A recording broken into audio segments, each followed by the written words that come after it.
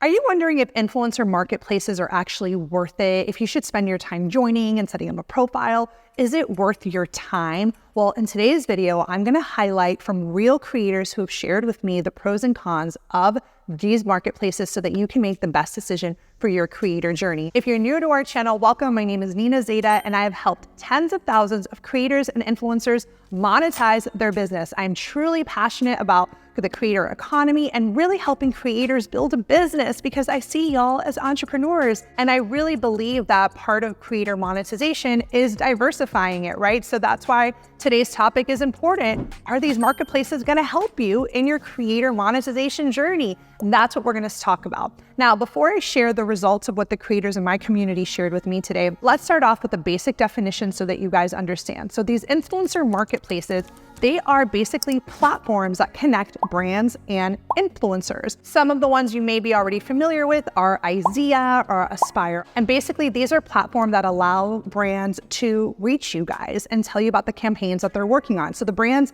pay these platforms, right, monthly fees to use their technology and to access y'all. So these are paid fees, but most of the times the payment comes from the brand side. Now, if you're wondering if it's worth your while, let's start with the pros. Now, because I'm so committed to helping you in your creator monetization journey, I went ahead and pulled my inner circle, which is my membership community of creators, and I asked them straight up, guys, what do you guys think about these influencer marketplaces? Yes, they're worth it. No, not really. Or sometimes it depends. And funny enough, everyone that responded to the poll on our private chat ended up saying it depends. Now, one creator gave us a really good result that I want to share with you. She said she's gotten over $5,000 in UGC partnerships on one of these platforms. So it is worthwhile, but in this scenario, they reached out to her. She did not pitch them. So what I like about this example is that $5,000, she wouldn't have made it if she was not on that platform, right? They just would have never found her. But in this instance, they did reach out to her. There's another creator that jumped in right after and said, I've gotten some PR through these platforms, and I've also got invited to a local influencer event they were hosting. Now that I really like. I'm all about influencer events. I'm all about in-person networking. I think it's going to help elevate your creator business in so many ways because when you go to these events, you get to meet the PR people in person, you get to meet other influencers. They're just a gold mine for networking opportunities, and they're great for, once you go to the event, after you can pitch, you can follow up, and it can lead to a huge brand deal. This literally happened with a creator in New York that I work with. She told me she used to go to all these events. She would go for free. And that's how she met all the PR people. That's how she would pitch them. We would send her media kit. We would hit them up after. So this is a really interesting piece of feedback when you think about these types of platforms. Now, other pros to consider is that you are getting access to brands that may not have gotten access to before. You're seeing who is actively using influencer marketing, so that way you could potentially pitch them on your own. So it does give you a signal like these people are into influencer marketing, so it lets you know that they're paying, which is always a really big indicator, right? When we go on these sites and we see these brands, we're like, oh, you're paying to be on here? Ding, ding, ding. That must mean you're open to working with influencers. So I always say, let's pitch those brands directly.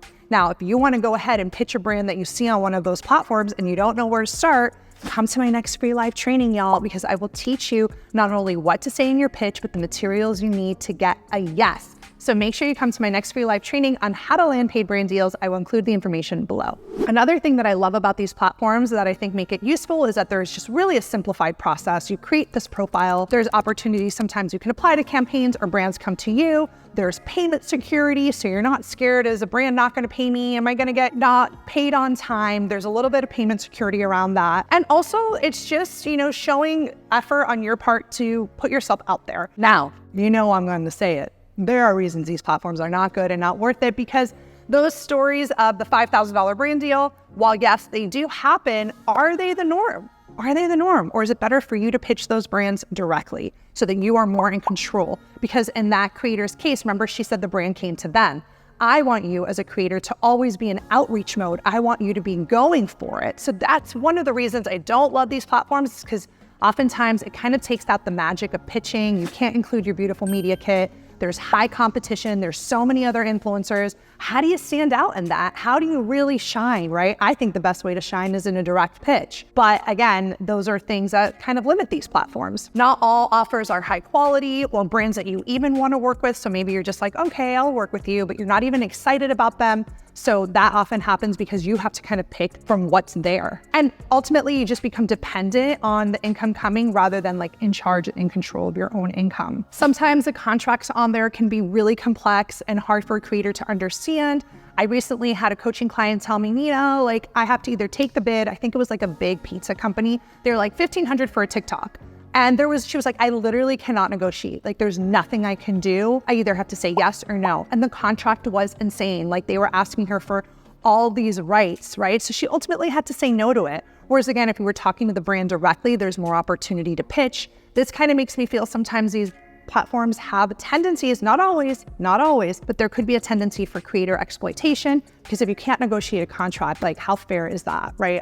I'm not a fan. I think you should be always able to speak and negotiate your contracts as a creator. So would I say to make this the only way? No. Is it part of the mix and part of the way that you may want to do brand partnerships in general? Sure, have it as part of your portfolio, but definitely do not make this the sole way, because if you do, you're going to see that the results just are not there for you. Now, I would love to hear from you guys. Are you on any of these platforms? Do they work? Have you gotten brand deals? Let's be transparent. Tell me in the comments below. Say, Nina, I got a $5,000 UGC deal from this platform. I love it. Or no, I've never gotten anything. It's definitely not worth it. I'd love to hear in the comments below if you guys are pro these platforms or against them. And as always, I appreciate your comments. I read through all of them, so let me know in the comment section below, and I will see you guys in the next video.